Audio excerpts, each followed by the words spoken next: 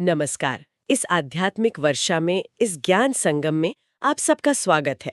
यहाँ हम जिंदगी को बेहतर बनाने वाले गहरे विचारों और स्रोतों पर मंथन करते हैं। आज हम सीधे श्रीमद् भगवद गीता के मर्म में उतर रहे हैं। फोकस रहेगा अध्याय 5 के पहले श्लोक पर, वही सवाल जो महायोद्धा अर्जुन ने श्री कृष्ण से पूछा। और देखिए, ये जो गूढ़ विश्लेषण आज हम करने वाले हैं, इसका आधार है कैप्टन श्याम बहादुर चौहान जी का अथक परिश्रम और शोध।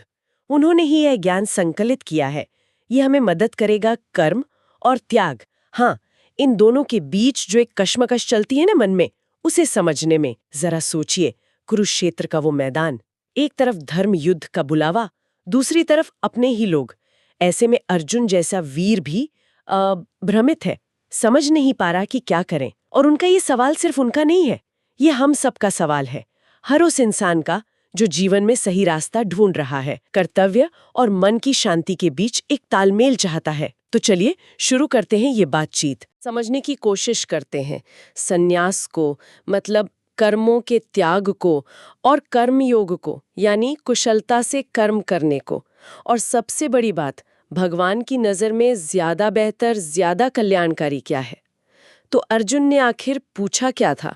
वो श्लोक क्या है जिसने इतनी सदियों से विद्वानों को सोचने पर मजबूर किया है? जी, श्लोक है अर्जुन उवाच संन्यासम कर्मणाम कृष्ण पुनर्योगम च शंससि यत् श्रेयम एत्योरेकम तन्मे ब्रूहि सुनिश्चितम। जिसका सीधा सा मतलब है, अर्जुन कह रहे, हे कृष्ण, आप कभी कर्मों के त्याग यानी संन्यास की बड़ाई करते हैं, फिर आप कर्मयोग मतलब कर्म करने को भी सराहते हैं। तो कृपा करके मुझे पक्का पक्का बताइए कि इन दोनों में से मेरे लिए एक सबसे ज्यादा कल्याणकारी रास्ता कौन सा है। यहाँ देखिए, संन्यास का मतलब सिर्फ कपड़े बदलना या जंगल जाना नहीं है। इसका गहरा मतलब है कर्मों से, उनके फल से और मैं कर रहा हूं इस भाव से अंदर से मुक्त होना।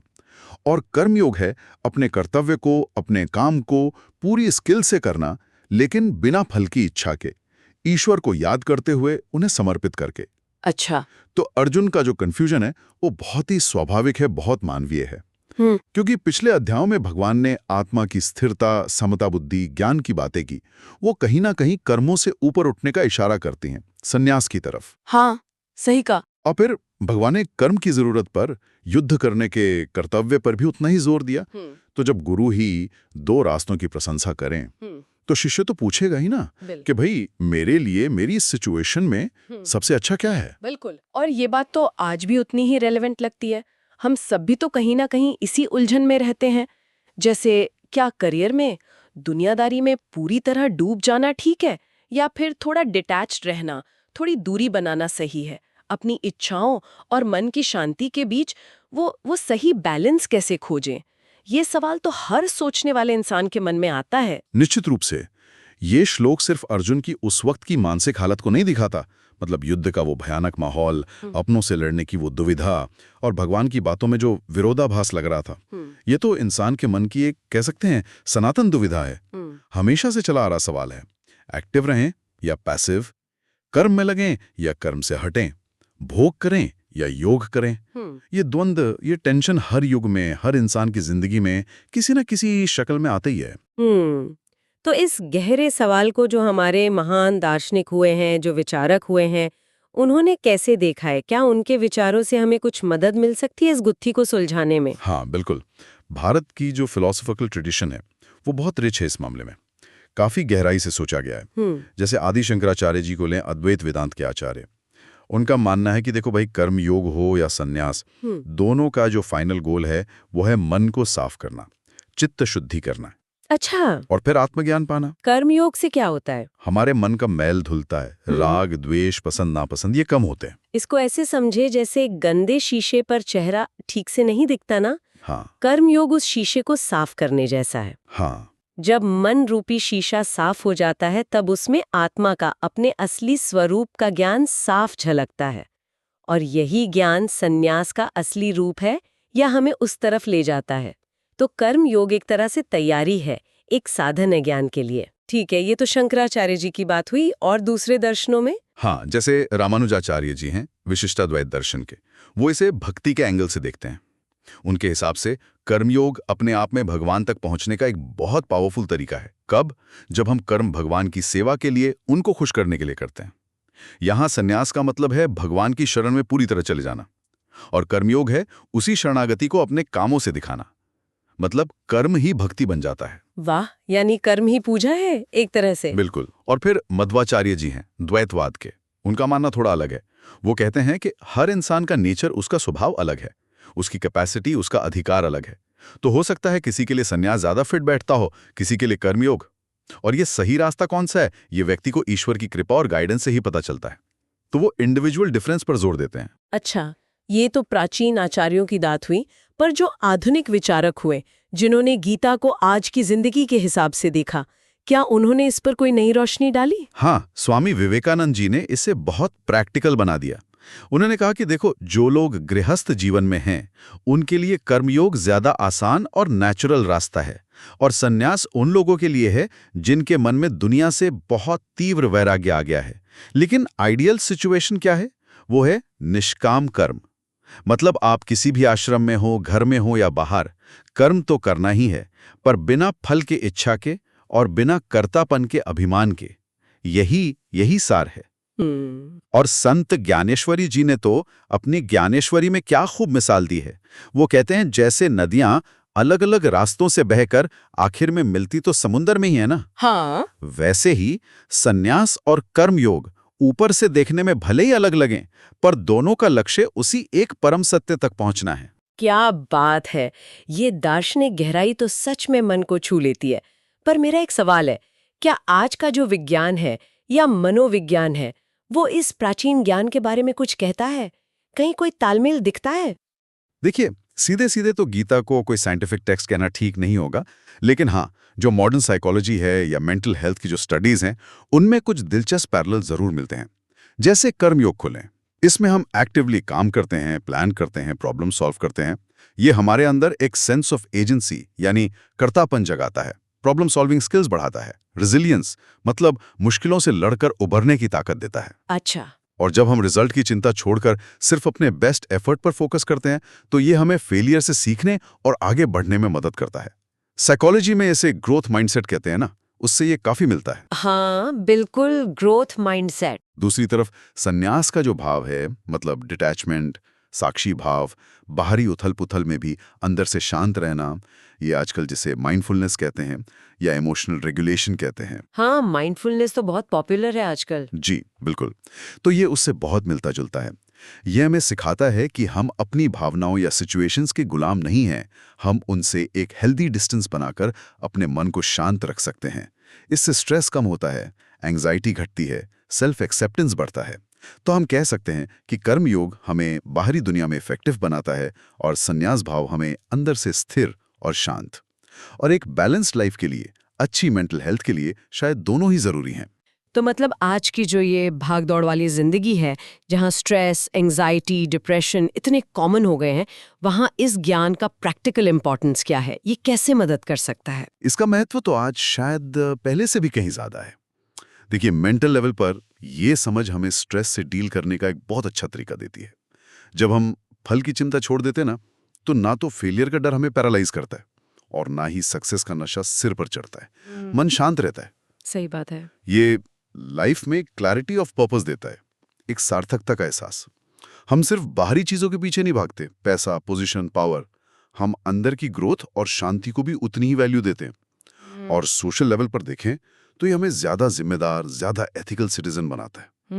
हम अपने कर्तव्यों को, अपनी ड्यूटीज को समाज के प्रति अपना कंट्रीब्यूशन समझकर करते हैं, सिर्फ अपने फायदे से ऊपर उठकर।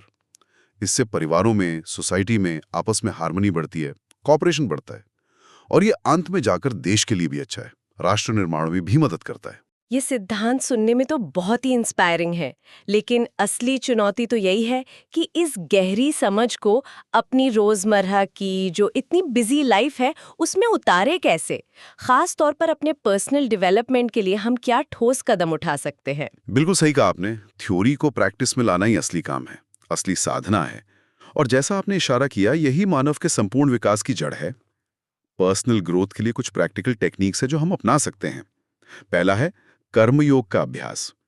सबसे पहले तो ये मानना कि कर्म करना जरूरी है, इससे बच नहीं सकते। फिर जो भी अपना काम है, घर का, ऑफिस का, समाज का, उसे पूरी लगन से, ईमानदारी से और जितनी अच्छी तरह हो सके उतनी कुशलता से करें। लेकिन यहाँ जो चाबी है वो है परिणाम से अनासक्ति। Detachment from the result. हाँ, जैसे कोई स्टूडेंट है, उसका धर्म है पढ़ना, तो वो मन लगाकर पढ़े। एग्जाम में क्या होगा इसकी चिंता भगवान पर या अपनी मेहनत के फल पर छोड़ दें। बस अभी इस मोमेंट में अपने कर्म पर फोकस करें। ठीक है। और दूसरा? पूछना कि मैं तो सिर्फ एक इंस्ट्रूमेंट हूं, भगवान का एक जरिया हूं। ये काम मुझसे हो रहा है, मैं बस अपना बेस्ट दे रहा हूं या दे रही हूं। इससे क्या होता है, धीरे धीरे ईगो कम होता है, अहंकार घटता है, मन शांत रहता है। सक्सेस मिले तो बहुत घमंड नहीं होता और फेलियर मिले तो बहुत निराशा या दुख नहीं होता। और तीसरा? तीसरा है रेगुलर ध्यान और आत्मचिंतन। रोज थोड़ा टाइम निकालना जरूरी है, चाहे 10-15 मिनट ही सही। शांत बैठे और अपने दिन भर के कामों को, अपने मेंटल रिएक्शंस को एनालाइज करें। देखें आज कहाँ कहाँ मेरा मन रिजल्ट में अटका रहा, कहाँ गुस्सा आया, कहाँ जलन हुई और कहाँ मैं बिना किसी एक्सपेक्टेशन के सहज भाव से काम कर पाया या कर पाई। ये सेल्फ ऑब्जर्वेशन एक मिरर की तरह है। यह हमें धीरे धीरे अपने पैटर्न समझने और उन्हें ठीक करने में मदद करता है। ये पर्सनल लेवल पर तो समझ में आता है, लेकिन हमारे जो रिश्ते हैं, सोशल और फैमिली रिलेशंस, जहाँ इमोशंस होते हैं, एक्सपेक्टेशंस होती हैं, अटैचमेंट होता है, वहाँ इन प्रिंसिपल्स को अप्लाई करना तो शायद और भी मुश्किल लगता होगा। ये बात बिल्कुल सही है कि रिश्तों में अनासक्ति साधना सबसे मुश्किल कामों में से एक है, पर यहीं इसका महत्व और भी ज्यादा है। और यह समझना बहुत जरूरी है कि ओवरऑल डेवलपमेंट के लिए, समग्र विकास के लिए, यह सामाजिक और पारिवारिक संतुलन बहुत जरूरी है। पहला पॉइंट है कर्तव्य ही कर्मयोग।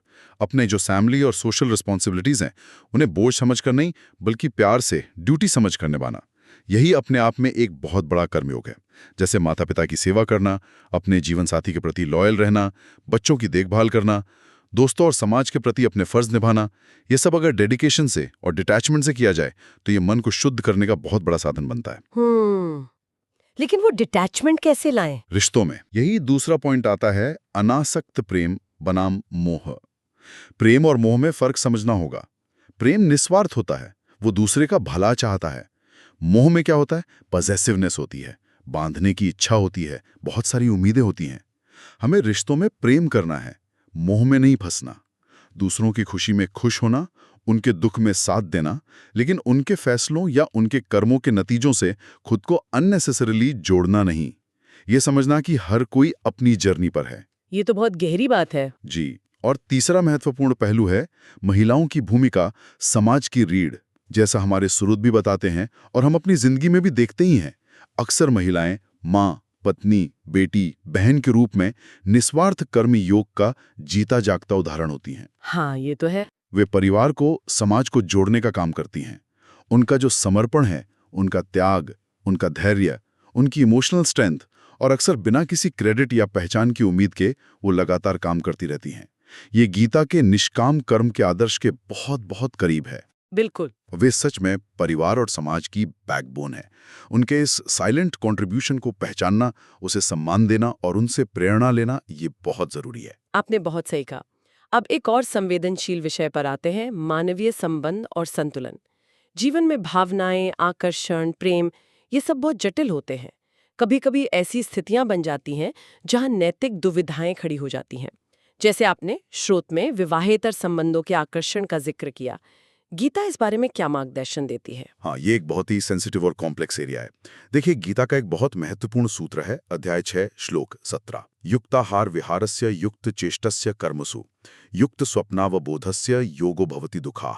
इसका मतलब है कि आहार में, विहार में, यानी घूमने फिरने, मनोरंजन में, कर्म करने में, सोने में, जागने में, जीवन के हर पहलू में जो संतुलन रखता है, उसी का योग दुख को नष्ट करने वाला होता है। संतुलन मतलब बैलेंस। जी, बैलेंस। देखिए, मानवीय भावनाएं, आकर्षण, ये स्वाभाविक हैं, लेकिन उन्हें मैनेज कैसे करना है, ये विवेक पर निर्भर करता है। महाभारत में ही हम कितने ही कॉम्प्लेक्स कैरेक्टर्स देखते हैं, भीष्म, कर्ण, विदुर, जिनके जीवन में जटिल नैतिक और भावनात्मक संघर्ष थे। समाधान भावनाओं को दबाने या नकारने में नहीं है, समाधान है उन्हें समझने में, और फिर विवेक, सही गलत का फैसला, और संयम, मन और इंद्रियों पर कंट्रोल से उन्हें मैनेज करने में। अपनी पारिवारिक और सामाजिक जिम्मेदारियों का सम्मान करना, सेल्फ डिसिप्लिन रखना और रिश्तों में ट्रांसपेरेंसी और ईमानदारी बनाए रखना, ये बहुत महत्वपूर्ण है। मूल बात यह है कि हमारे एक्शन और इमोशन ऐसे हों कि उनसे न तो हमें खुद को नुकसान पहुंचे, न किसी और को अनावश्यक दुख हो और समाज का ताना-बाना भी बना रहे। इसके लिए लगातार विवेक और संयम का अभ्यास करना पड़ता है। ये संतुलन साधना ही असली चुनौती है। अच्छा, ये पारिवारिक और सामाजिक संतुलन तो वाकई समग्र विकास के लिए बहुत अहम है। अब बात करते हैं हमारे प्रोफेशनल जीवन की, हमारे कामकाज, करियर की। वहाँ ये सिद्धांत कैसे काम करते हैं? प्रोफेशनल लाइफ में भी गीता के ये सिद्धांत उतने ही वैलिड और पावरफुल है, और यहाँ भी संतुलन साधना ओवरऑल डेवलपमेंट का एक जरूरी हिस्सा है। पहला तो है नैतिकता और कर्तव्यनिष्ठा ही योग। अपने वर्क प्लेस पर पूरी ईमानदारी, इंटेग्रिटी और अपने काम के प्रति कमिटमेंट रखना, यही सच्चा कर्मयोग है। अपने काम को सिर्फ पैसे कमाने का जरिया न समझकर उसे समाज के लिए अपना योगदान या एक तरह की पूजा समझना, इससे काम में एक्सीलेंस अपने आप आता है। अच्छा, और सफलता असफलता को लेके वो तो बहुत प्रेशर होता है आजकल। बिल्कुल, यही दूसरा पॉइंट आता है सफलता असफलता में संभाव। आज का जो कॉम्पिटिटिव दौर है उसमें सिर्फ मटेरियल सक्सेस, मतलब पोजीशन, पैसा, पावर, इसके पीछे अंधा होकर भागने के बजाय कर्म की प्रोसेस पर ध्यान देना जरूरी है और रिजल्ट के प्रति एक इक्वानिमिटी, एक समभाव रखना जरूरी है। कर्मयोग हमें यही सिखाता है कि अपना बेस्ट एफर्ट दो, पूरी स्किल लगाओ, लेकिन रिजल्ट चाहे जो भी आए उसे ईश्वर की मर्जी या सिचुएशन का नतीजा समझकर एक्सेप्ट करो। सफलता मिले तो ईगो में मत उड़ो, असफलता मिले तो निराश होकर बैठ मत जाओ। यही वो समत्व बुद्धि है जिसकी बात गीता बार बार करती है। और लीडरशिप के बारे में, अगर कोई टीम लीड कर रहा हो? हाँ, तीसरा पॉइंट है नेतृत्व एक सेवा है। अगर आप किसी टीम को लीड कर रहे हैं तो अपनी पोजीशन को सिर्फ अधिकार जताने का जरिया न समझें, उसे एक सेवा का मौका समझें, सेवा भाव रखें। अपनी टीम के लोगों की ग्रोथ में इंटरेस्ट लें, उन्हें मोटिवेट करें, गाइड करें, उनकी कैपेबिलिटीज को डेवलप करें। यह भी कर्मियों का ही एक एडवांस फॉर्म है। तो अगर मैं इसे समेटूं तो कहा जा सकता है कि पर्सनल लाइफ की प्योरिटी, सोशल रिश्तों में बैलेंस और प्रोफेशनल लाइफ में एथिक्स, जब इन तीनों एरियाज में हम गीता के प्रिंसिपल्स को उतारने की कोशिश करते हैं, तभी सही मायने में हमारा होलिस्टिक डेवलपमेंट, मतलब समग्र विकास होता है ना? यही असली समझदारी है जो जीवन को मीनिंगफुल बनाती है। बिल्कुल सही कहा आपने, एकदम परफेक्ट। जीवन को हम हिस्सों में नहीं जी सकते। हमारा पर्सनल कंडक्ट हमारे रिश्तों पर असर डालता है और हमारी वैल्यूज हमारे काम में झलकती हैं। जब इन तीनों डायमेंशंस में निष्काम कर्म, डिटैचमेंट, इक्वानिमिटी और ड्यूटीफुलनेस का एक तालमेल बनता है, तभी इंसान अंदर से भी और बाहर से भी दोनों लेवल पर ग्रो करता है। यही गीता का प्रैक्टिकल मैसेज है। ये समझ तो सच में जीवन बदल सकती है, लेकिन इस गहरे और इतनी उपयोगी बात को हमारी जो नई पीढ़ी है, जो युवा हैं, उन तक कैसे पहुंचाया जाए? उन्हें कैसे यकीन दिलाएं कि ये कोई पुरानी किताबी बातें नहीं, बल्कि उनकी आज की जो चुनौतियां हैं, उनका हल भी इनमें छिपा है? हाँ, ये बहुत जरूरी सवाल है। उन्हें सिर्फ रेलेवेंट और इंटरेस्टिंग बनाना होगा। सिर्फ लेक्चर देने से काम नहीं चलेगा। एग्जाम्पल्स और स्टोरीज का इस्तेमाल करना होगा। जैसे बच्चों को समझा सकते हैं, देखो बेटा, एक स्टूडेंट है जो सिर्फ सीखने और समझने के लिए पढ़ता है, ये कर्मयोग है, और दूसरा है जो सिर्फ नंबर या रैंक के लिए पढ़ता है, ये फलाशक्ति है। तुम देखना, जो सीखने को एंजॉय करता है ना, वो लॉन्ग रन में ज्यादा सक्सेसफुल और खुश रहता है।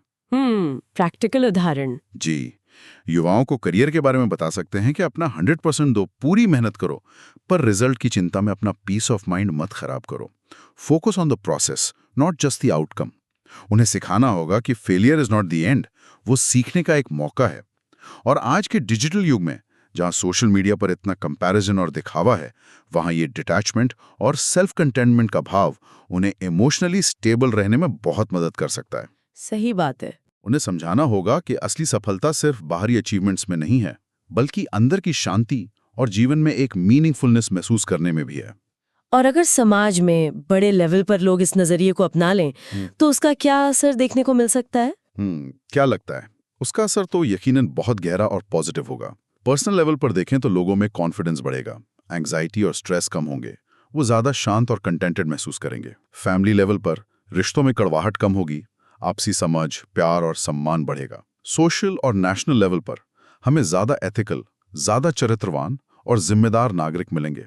जो सिर्फ अपने राइट्स की बात नहीं करेंगे, अपनी ड्यूटीज भी निभाएंगे।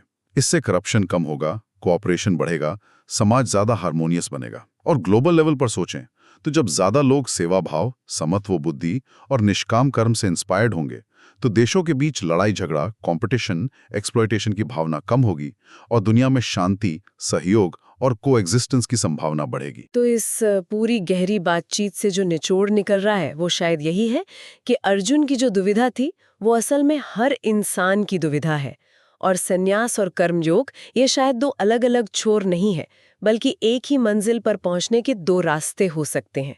या शायद जैसा भगवान कृष्ण आगे और भी साफ करते हैं कि कर्म करते हुए भी अंदर से सन्यासी की तरह डिटैच्ड और बैलेंस्ड रहना, यानी निष्काम कर्मयोग, यही जीवन जीने की सबसे अच्छी कला है, यही असली योग है। जैसा कि हमारे स्रोत का भी निचोड़ है, शायद यही आखिरी संदेश है। कर्म करो, परिणाम की चिंता मत करो, जीवन में संतुलन ही सफलता और शांति का मूल मंत्र है।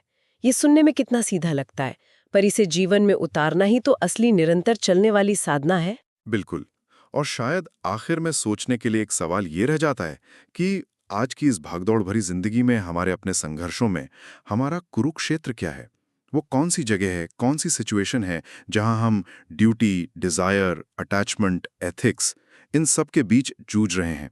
और उस कुरुक्षेत्र में हम अपने स्वभाव और हालात के हिसाब से कौन सा योग साधने की कोशिश कर रहे हैं? क्या हम सिर्फ फल की चिंता में लगे हैं, या कर्म करते हुए भी डिटैचमेंट और इक्वानिमिटी की प्रैक्टिस कर रहे हैं? ये सवाल हमें अपने अंदर झांकने और अपना रास्ता चुनने के लिए इंस्पायर कर सकता है। और यही शायद आज के इंसान के लिए सबसे बड़ी चुनौती भी है और सबसे बड़ा मौका भी। ये अद्भुत और जीवन को एक नई दिशा देने वाला विश्लेषण हमें कैप्टन श्याम बहादुर चौहान जी द्वारा संकलित ज्ञान के भंडार से मिला। हम उनके बहुत आभारी हैं कि उन्होंने मानव कल्याण के इस शाश्वत ज्ञान को इतने व्यवस्थित और सुलभ तरीके से हम तक पहुंचाने का ये महत्वपूर्ण काम किया है। इसी गहरे चिंतन के साथ आज की यह आध्यात्मिक वर्षा यहीं संपन्न होती है। हरि ओम तत्सत।